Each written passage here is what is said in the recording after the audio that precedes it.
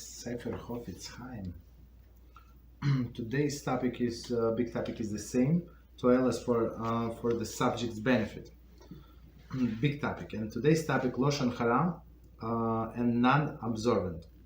Based on a rule that we have just studied, that rules of Lashon Hara vis-a-vis the totally non-observant Jew becomes clear.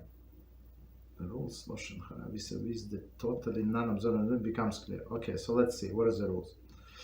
Number one, the average non-observant Jew today has been deprived of meaningful Jewish education. Whether or not he has been exposed to Orthodox Jewish life, society, has prevented him from taking Torah seriously. Okay, so it is true. So too much entertainment, right? Okay. Rambam compares such a person with Tinok Hanishbam, a kidnapped Jewish child, whose kidnappers reared him with a non-Torah ideals, and whose transgression are committed out of ignorance. Such a person may be in the category of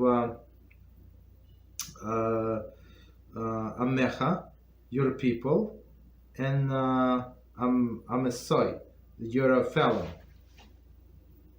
Okay, and it is our obligation to educate him with love, care, sensitivity, and strictly forbidden to speak Lashon Hara against him. So let's try to understand.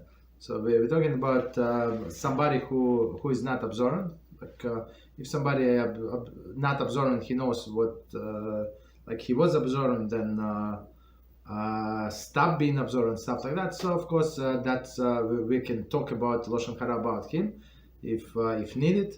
But now we're talking about non-observant Jew who does not know much. So I'm not sure how exactly it's going to help. Like in general, forget about like all other days. Like anyway, if we're going to say something negative, how he or she is going to understand what we want from them?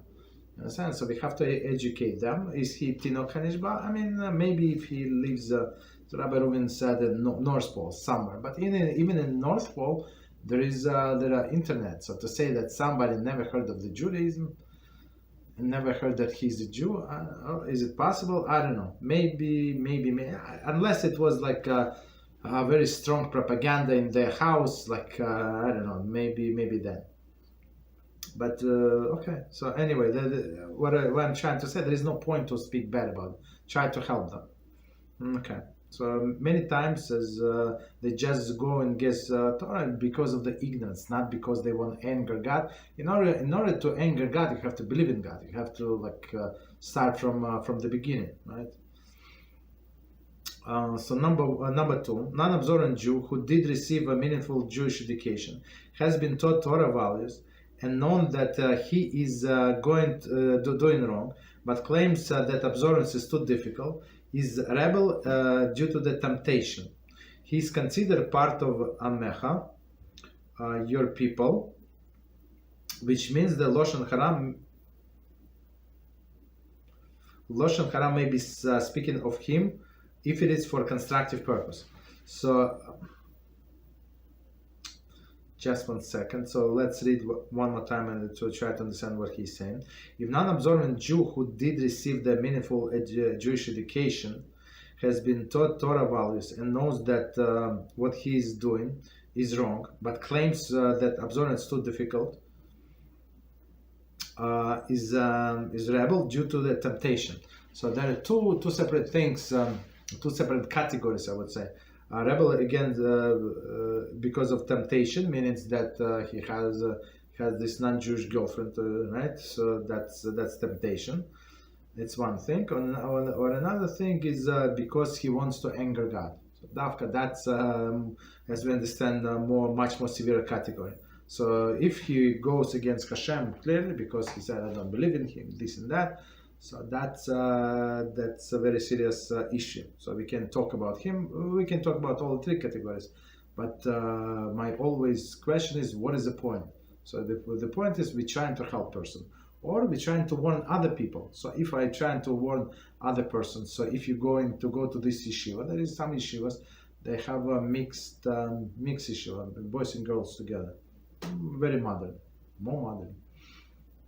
Right, so if you go to do this, so you can tell somebody who has young children, let's say, or children trying to put their children in yeshiva. So you say, if you're going to put your children in that kind of yeshiva, that's what it's going to be. Like most likely be your outcome, and you tell about this and this person. So it would be for constructive purpose. But otherwise, again, there is if no constructive purpose, why don't you talk Torah? Okay. So he is considered a part of your people, Amecha, which means that Lashon Hara may be spoken to him only for a constructive purpose, as we explained. So, page 47, 1 second, there's continuation. Okay, continuation. However, he is not considered your fellow, right? And consequently, the prohibition on us dvarim, cause hurt through the speaking words, will not apply in this case. So meaning you can offend him, and as we learn in the Rambam, so in such a case, so you have to offend him and even embarrass him in public in some circumstances if he's going to help. So this prohibition against hurting him with words does not apply to that kind of person. It's from Vayikra 25:17. Continue. Social pressure may be used to encourage the observance, even if he will suffer embarrassment, in a process, provided that all conditions of the constructive speech are met. So, meaning, try to warn him this and that. So he did not, he did not comply. So we are allowed to embarrass him. Again, if we know that again we're doing for his own sake. And plus to stop others, to warn others not to go, to deter others from going the same direction. Non-constructive speech that is either derogatory or harmful would be constituted Lashon Hara. So just to humiliate for him no reason, right? So it's going to be Lashon Hara. Continue. Number 3. So three type of non-observant person. So one is who does not know better. Second is because of the physical temptations, and the third one, the classic Epicurus, heretic, who is acknowledgeable but rebels, is considered neither your brother nor part of your people. If there exists such a person today, one may speak about him without precautions. I'm not sure why he said that. There's many people like that. Right? Many people who goes against Rabbi, goes against Torah openly, and they consider themselves Jews. Knowledgeable, who is knowledgeable, rebels, is considered neither your brother nor part of your people. Okay, no problem. So that's 3 category of Jews that are not observant. Of course, we have to treat each category according to the halacha. Okay.